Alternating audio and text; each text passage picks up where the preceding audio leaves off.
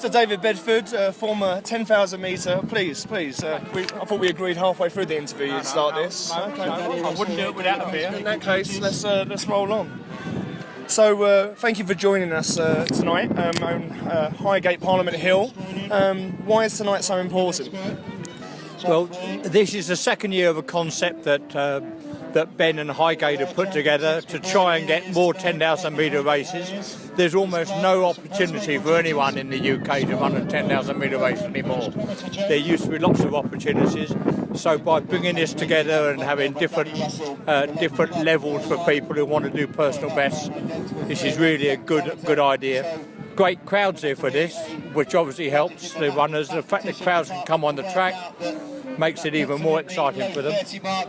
The weather's a bit of a challenge tonight. At the minute it's very windy, and anyone who does a personal best in these conditions must be a really good runner. We have, however, had 2 personal bests so far tonight by the winners, and we've got the 3rd race on at the moment. Kojo, come on Kojo! Going on behind us, and yeah, it's good fun, okay? They got beer here, which means that... How is the beer? The beer is good, okay? Fuller's London Pride is my personal beer of choice. Any time I see it, I will have one, and I'm delighted to be able to have one tonight, and I may have another one in a minute. This is going on national TV, so no product placement, please. You can no, buy. There are other good beers out there across the. No, there is only one beer that's worth drinking: London Pride. So let's talk about some of the elite races, which is going on later on. Okay, anything that any persons or people in particular in the women's race that take your eye? Well, I'm interested to see how Jo Pavey comes. She hasn't run a 10k for a little while. She's looking for a Commonwealth Games qualifying time. I don't know how her training's gone. Someone told me tonight that she's been running well and could see a time under 33. I think she's got to run 32:40 or something to standard qualification. The really interesting thing is the men's 10k. Chris Thompson obviously running. Has he recovered from London? But probably more interestingly, Andy Vernon, who ran 13:11 for 5k last week in the States. Be interesting to see how he finds a 10k. Is it that bit too far for him? He's run that far on the country. I think he's got half a chance of qualifying for the 10k as well. I mean, that 13:11 from Andy Vernon the other week. I mean, that was a big step up for him. Okay, and really introduced him. How do you think he could fare this season with the Commonwealth Games and the European Championships later on in the year? Well, you don't run 13:11 if you're a mug, right? Okay, he's obviously trained hard.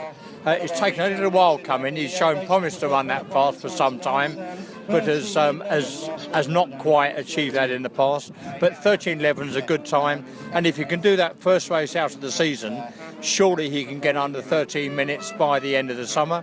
But also, what can you do for 10,000? I think he can run 27:10, 27:20, and that would make him a really good 10k runner, second only to Mo Farah at the moment. Very, very interesting. 27:10, you've heard it here first. I was having a conversation with Sophie Duarte from France, and she was saying, like Jo Pavey you mentioned, okay, it's just so hard to get a 10,000 metres. In your day, okay, I mean, how easy was it to get a qualifying times and run 10k meets? Well, did you have the conversation with Sophie in French or in English? I had a couple of beers, so I could have mixed into both. Okay. If you need any help talking to Sophie, because she's not a bad-looking girl actually for a 10,000 metre runner. Anyway, back to your question. Clearly, she's here, okay, because there are no opportunities in France. She's here because she needs to get a qualifying time, and if this wind drops, she may well get exactly what she wants tonight. And one last question, okay? What would you class as the highlight of your life? Okay, would it be that world record holder or having one of the best looking sons in Europe? No, it definitely wasn't having a son, right? Okay. In fact, I wanted a daughter, right? Okay. I don't know what happened. Okay, maybe I didn't give that final push. Anyway, but thank you very much, Dave Bedford, and back to the athletics.